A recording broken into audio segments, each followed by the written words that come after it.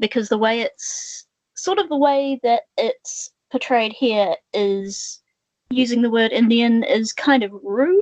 So I was wondering what the actual standpoint is with that. Okay. Now, you're going to get a different answer from just about any native you get. Okay. All right. It all just depends on how much we have to deal with it, how close we are with our culture, and how much in the face of non-natives we have to fight back in order for our words. And how much anger is left over from the beginning of the colonization.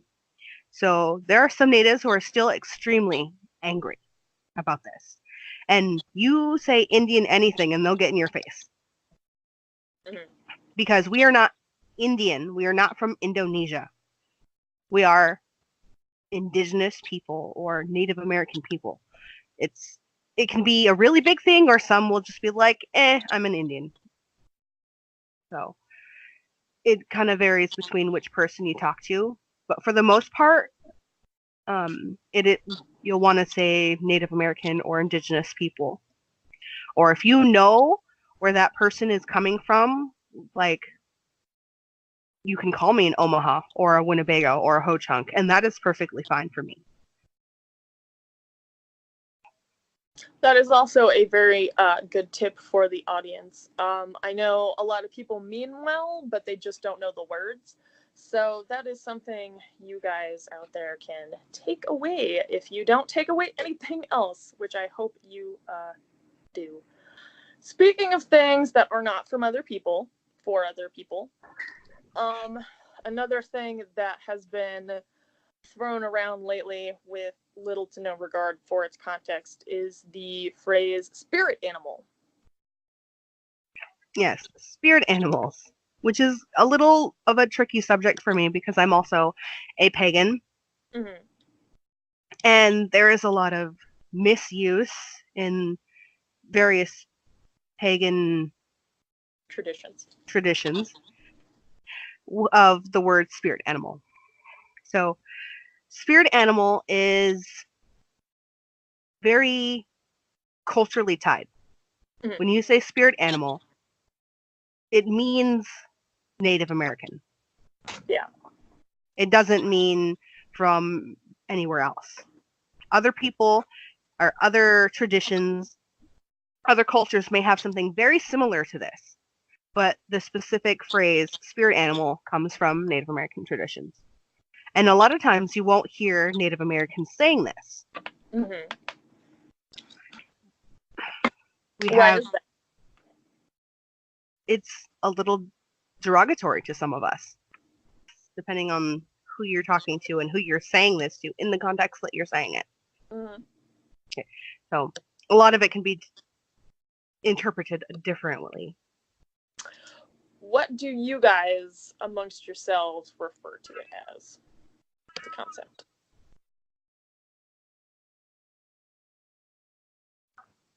A lot of times we don't. Okay. I'm not alright, so I'm not one of our leaders. Yeah. Our spiritual leaders. So this isn't something I would really be saying. Okay. I guess we forgot this. Can you explain to the audience what a spirit animal actually is? Okay. A spirit animal is Okay, first, let me start off with all things have a spirit or a soul. And animals and such are believed to have certain powers or traits that influence the person that it connects with, this animal. And a lot of times it is a guide, comes in an animal form who walks or go with a person through their life or points in their life where they need guidance or they need help. And basically, their purpose is to teach and to guide that person. So this isn't just something that lives inside of you, your inner self. It's something that serves a purpose at a specific time. Yes, very much. And each animal has different meanings and different qualities. And it's not like a Patronus. Mm-hmm. Those are completely different things, even if they were both culturally appropriate for their own separate times. So are they teaching you? Sorry. Is it like there to be a teacher, or is it there to like protect you? I was listening to something along these lines earlier with the Northern tradition. Okay, so this is hypothetical because this is not really something that's going to be happening anytime soon. Mm-hmm. If I were to go on a spiritual journey and something came to me, it may or may not be in an animal form. Mm-hmm. And depending on what it was and what my journey is about, Yeah. would influence what its meaning is and what its teaching is. Okay. It's not necessarily going to come up to me and be like, hey, so you need to learn about this, or hey, think about this thing. They're not going to talk to you. Mm-hmm. They present in different ways. Just because, like, I really like cats doesn't mean my spirit animal is a cat. Yeah. That's not something I have. At least not anywhere in my life right now. Yeah. So it's something you have to seek out in a time where you would be needing that guidance. Yes, and for the most part, those are going to be medicine men, women. They're the ones who are more likely to be doing things like that. Mm-hmm. Just with their workings when they're working with the creator, when he needs to speak to them or needs to show them something and help guide them along their path. Yeah. We were also talking about, in just the whole general vein we've been keeping this whole time, on the subject of cultural appropriation. We also, on the flip side of that, is cultural appreciation. Do you want to tell us the difference between the two and how we as non-natives can participate in appreciation without going into appropriation?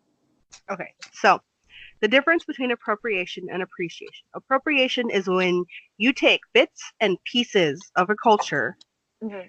and just use it however, simply because you either think it looks nice or you like this one thing about it, but you don't really know anything about that culture, where it comes from, and you're using it out of context or in a derogatory or demeaning way. Yeah. Or I feel like every time I see appropriation, it is also done in a sort of careless kind of way. They don't think that it's a malicious thing, but it's just kind of a, oh, who cares? Yeah, yes, that is something very common for people. Say, It's not like, a problem for you, so why would it be a problem for you? Mm-hmm. because it's my culture that you're taking and using in the way that it's not meant to be used. Yeah. Back to appreciation. Okay, so, and then the difference with those, and then appreciation is when you are seeing our culture, you are learning about it, you are watching how we do this. You aren't just taking random pieces and running off with it. You're actually trying to understand and know what is happening. So just pretty much you're learning about it. You're trying to say, oh, this is something nice. I want to have something like this in my life. Say you want to appreciate us and you want to like share, say, moccasins with one of your children.